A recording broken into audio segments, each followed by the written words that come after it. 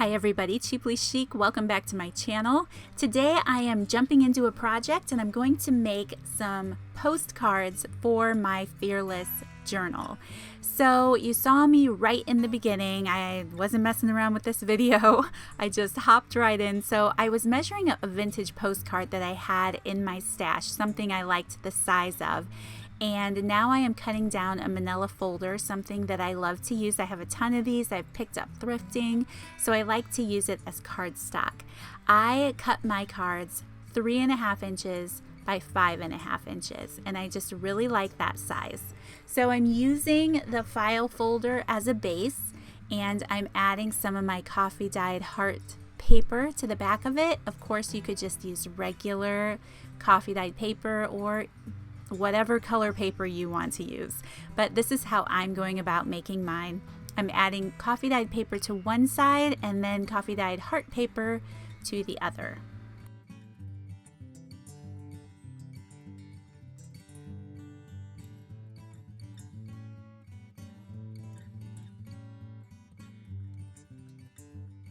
Now, some of you may be wondering why I am trimming down this paper before I add the other paper and then I trim it down again. And that's only because I really struggle to cut a straight line at all on my own. So I like to use the file folder as a guide. So I'm trimming the heart paper and then you're going to see me add the other side of the coffee dyed paper. But that's just something I do because I have such a hard time cutting a straight line. So it's just easier for me.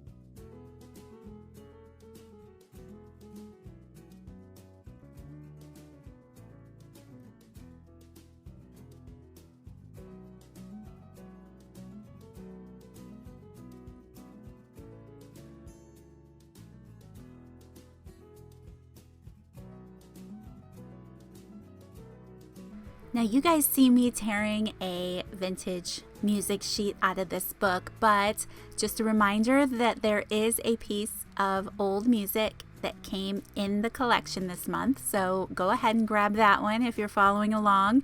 I decided that I wanted to give it a little interest. I really like taking some gesso and just rubbing it over the music and making little embellishments out of it, using this piece of paper for collage, which is what I'm sort of going to do today, is using it as collage, even though I'm not really doing that much collage, but I wanted to give the paper some interest.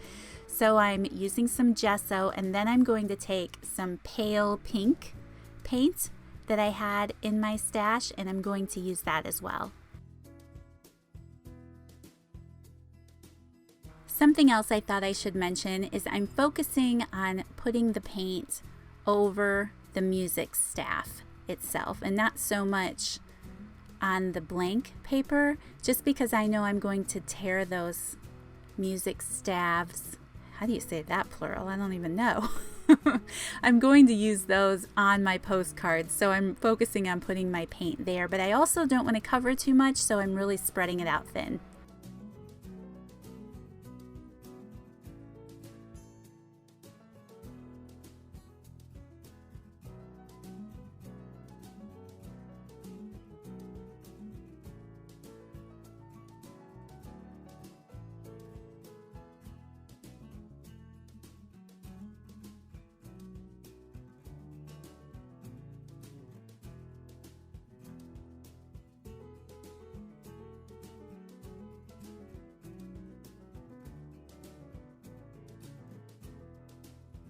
All right, first things first, let me tell you guys how much I am in love with this paint set. I purchased this, is it Arteza? Is that how you say it? Metallic watercolor paint pan after I watched a lot of, I don't know how to say the name of her channel, but I mentioned her in a previous video. Joey, I had made her collage strips and that was a lot of fun. and I really wanted some of this metallic watercolor, so I'm addicted to it now. It is a lot of fun. I'm not trying to pressure anybody into buying it, but I will leave the link in the description box down below for anyone who might be interested. So I'm taking this gold metallic watercolor and I'm just putting it all over the heart paper here on the front side of my postcard. I also want to say any other watercolors that you have in your stash or any other paints, you can water down some acrylic paints. Those would work beautifully as well.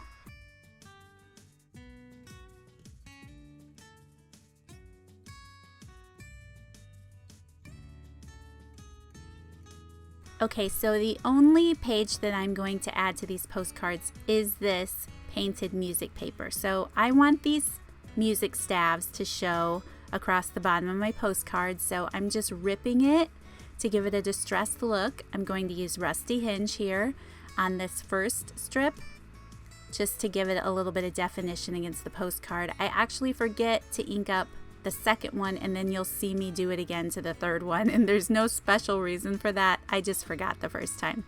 So I'm just going to glue this down.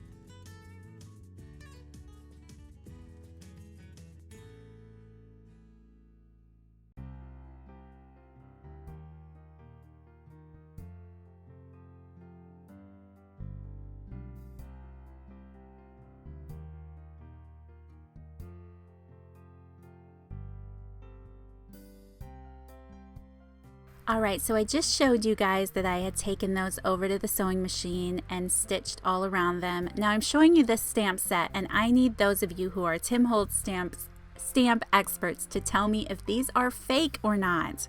I ordered them on Amazon. I'll link them down below, but I have never received a Stampers Anonymous stamp set that looked like this. So those of you who know, tell me, what do you think? The stamps, the rubber, like, you know how Tim Holtz always has the whole sheet of rubber on the back of his postcards? They're not there. And it usually has a print of the actual stamp, so you can see it through your stamp acrylic block. It doesn't. It just has that little Stampers Anonymous circle. I don't know. It's weird to me that they're so different, and I haven't seen them anywhere else on the internet for sale. So maybe they're old and I just don't recognize them, but I mean, they're great stamps and I couldn't find anything else like them, so I enjoy them. I just don't know if they're fake or not. So tell me what you guys think, if anybody else has this. All right, so those postcard stamps. Sorry, I have a cat walking across my desk. Stay off the computer. So I stamped them to the back of my postcard because that is what I was going after, making little postcards, and I do love those stamps, even though I don't know if they're real or not.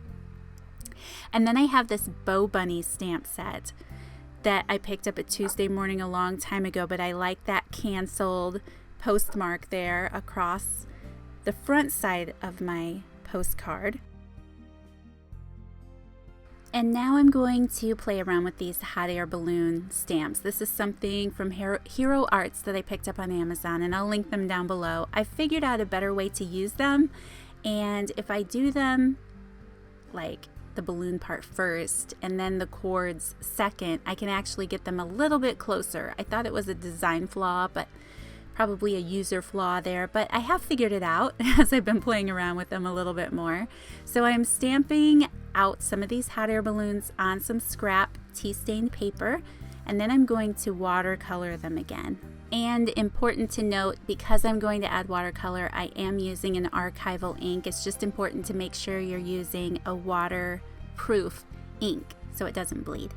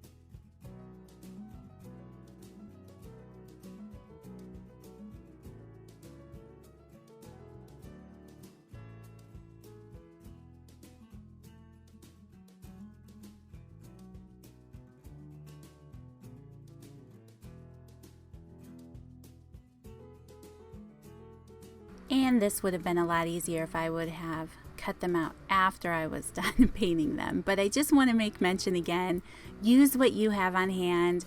If you don't have hot air balloon stamps, just use whatever it is you have and make these work for you.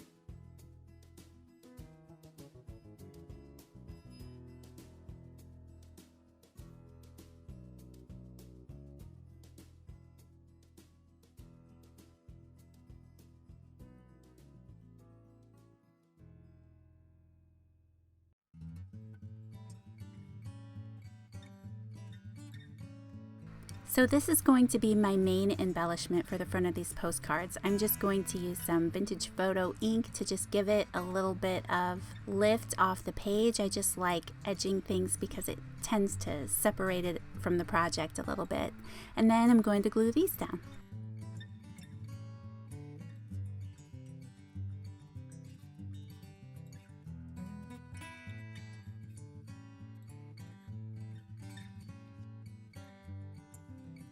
Hold that thought, not quite gluing them down yet. I forgot about these little cloud stamps. They come with that hot air balloon set and I just love them. So I do add a couple little cloud stamps to each of them.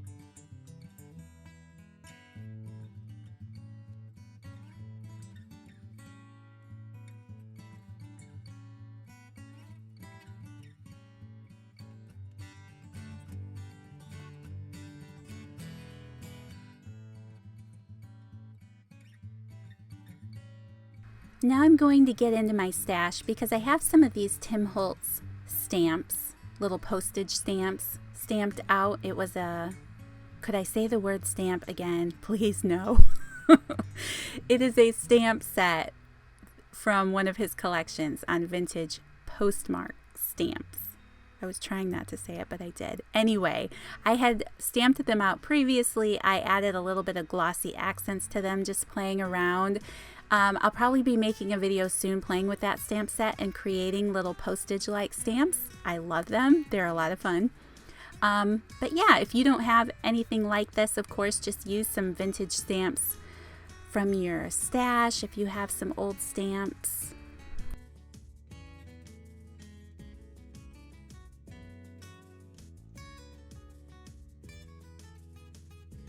And then for a final touch, I just decided that these needed some inspiration on the front of them. So I pulled out my little word stickers here and I'm going to label the front of them. And then possibly I'm going to ink the edges. And then these projects are going to be done. So I am loving creating little postage, postcards, and stamped envelopes. I've just been playing around with these stamps a lot. So just a reminder, if you have some stamps and postmarks and postcard stamps in your stash, break them out. They're a lot of fun to use in your journals, as most of you guys already know. So sorry about that. Lots of golf carts going up and down my road. It's really nice out, so just want to remind you guys there is a design team for this collection. I will link those amazing women down below. There are a few of these collections left over in the Etsy shop. I will leave that link down below. And if you are not a member of the Facebook group, I do encourage you to go join. I like to give little updates along the way, and hopefully I'll be sharing more there as well. So that's it, you guys. Thank you so much for taking the time to watch. I hope you enjoyed, and I'll see you guys in the next video. Bye.